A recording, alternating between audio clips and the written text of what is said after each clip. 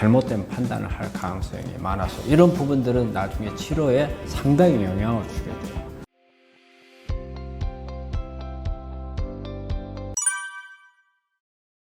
이 원열요법은 어떻게 보면은 우리가 암 치료에서 가장 오래된 치료라고 생각을 해야죠. 오래된 치료고 가장 어떻게 보면 효과가 좋은 치료라고 생각을 해야 돼요. 우리 몸에 원래 열이 들어오는 것은 침입이에요. 외부에서. 자신의 몸 안에서는 정상적으로는 우리가 환자들이 36.5도에서 37도 2부 사이의 정상 체온이 유지가 돼요. 그런데 이것을 벗어난 열이 들어올 때는 우리 몸에서는 외부에서 적이 들어왔다고 생각을 해요. 적이 들어오면 어때요? 우리가 방어를 해야죠. 방어는 뭐가 해요? 우리 면역세포가 방어를 하는 거예요. 그래서 열을 우리 몸 안에 주어졌을 때는 면역세포가 자극이 되고 면역이 향상이 돼요. 면역이 향상이 되면은 암을 억제하는 힘이 생기는 거죠. 그래서 온열치료는 가장 오래된 암치료법인과 동시에 근대에 와서 어떤 경우가 있었냐면요. 우리가 여러 가지 질병이 감염이 되고 나서 고열이 막 나는 거예요. 어떤 경우는 막 40도 넘어가지고 혼수에 빠질 정도의 이런 병들을 앓고 난 환자들이 깨어나 보니까 암이 없어졌더라. 이런 게 데이터가 많이 있었거든요. 그래서 그때부터 집중적인 이런 열을 가지고 치료를 했었죠. 그리고 이런 부분들이 쭉 발전을 하면서 여러 가지 현대의학적인 치료법들이 나왔지만 이런 부분들이 이런 치료법들과 병행을 해가지고 해서 많은 치료율을 높이는 거고, 최근에도 온열 치료에 대해서는 병원에서 관심을 가지고 치료하고 많은 분들이 치료하고 있는 방법 중에 하나가 온열 치료라고 할 수 있습니다. 현재 우리가 쓰고 있는 이제 방법을 두 가지로 쓰고 있어요. 그래서 뭐냐면 이제 국부적인 암이 있는 자리에다가 직접 열을 투입시켜야 된다. 근데 사실은 암이 있는 자리가 몸 안에 있기 때문에 열이 일반적인 방법을 가지고는 열이 깊게 들어가지를 못해요. 그래서 우리가 고주파를 가지고 사용을 하게 되면 심부까지 열이 들어가서 고주파를 이용을 많이 하는데, 이런 고주파를 주게 되면 우리가 몸 안에 있는 암세포는 혈액순환이 잘 안 돼. 정상세포는 혈액순환이 잘 안 돼서 잘 되기 때문에 웬만해서는 우리가 혈액순환을 통해서 들어온 열을 떨쳐버려요. 그런데 암세포는 혈액순환이 잘 안 되기 때문에 들어온 열을 바깥으로 배출을 못 해요. 그래서 보통 이제 42도가 넘어가게 되면 암세포는 죽고 정상세포는 혈액순환을 통해서 정상을 유지를 하게 되죠. 그 원리를 가지고 치료하는 게 이제 국부적인 이제 온열치료 방법이고요. 그거는 직접 괴사를 하는 역할을 해요.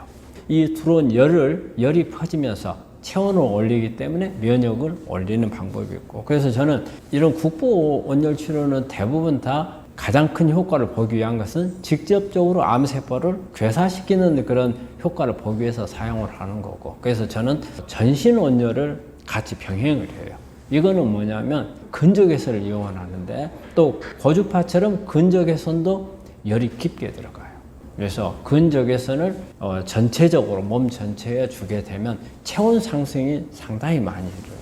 한 1도에서 1.5도 정도의 체온 상승이 일어나거든요. 그래서 두 가지 병행을 하면 두 마리 토끼를 잡게 한 거죠. 하나, 암세포를 직접 죽이는 거, 그리고 면역을 높여서 암을 공격할 수 있도록, 면역세포가 공격할 수 있도록 면역을 높이는 방법. 거기에 부수적으로 우리 암 환자분들이 여러 가지 통증이라든지 이런 부분들을 가지고 있어요. 그런데 이런 전신온열, 열을 높여주게 되면 오히려 이런 통증이라든지 삶의 질을 높여주는 이런 역할도 해요. 그래서 온열 치료는 우리 암 치료에서 상당히 중요한 부분이라고 생각을 하고, 여러 가지 치료하는 데 있어서 병행을 했을 때 더 도움을 더 얻을 수 있는 그런 방법이라 생각합니다.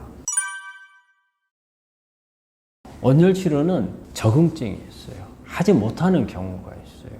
특히 이게 피부에 어떤 병변이 있어서 이 피부 질환이 있는 경우에는 그 부위에 온열 치료를 하기가 어려워요.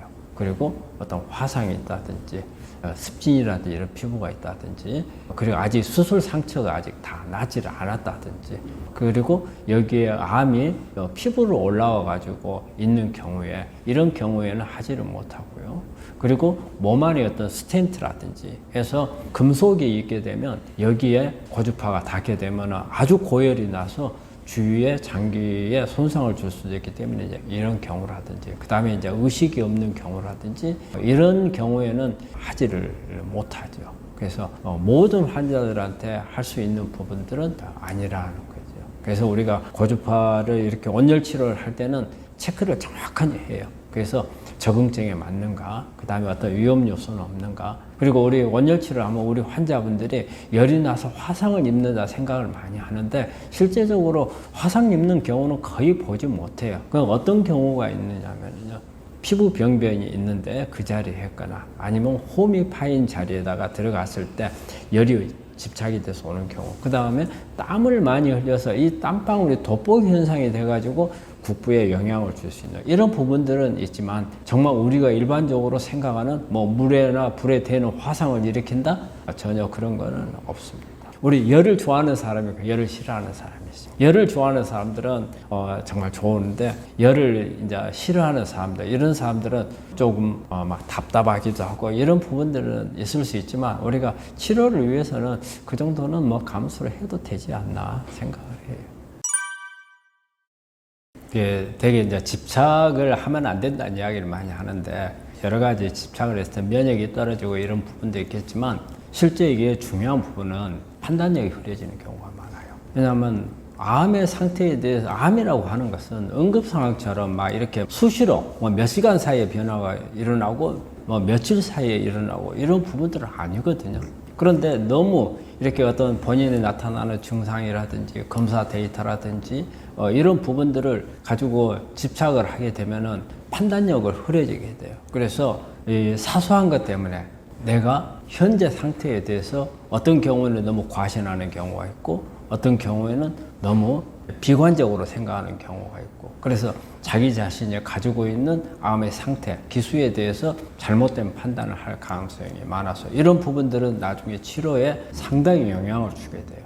또 하나는 자신감을 잃는 경우가 더 많아요. 수치가 좋아지는 경우는 조금 기분이 좋다가 말아요. 우리 암 환자분들이 보면 검사 데이터가 조금 좋아지면은 아주 처음에는 뭐 하루 이틀 정도는 기분이 좋아요. 하지만 며칠 지나고 나면 다시 원상으로 상태로 가요.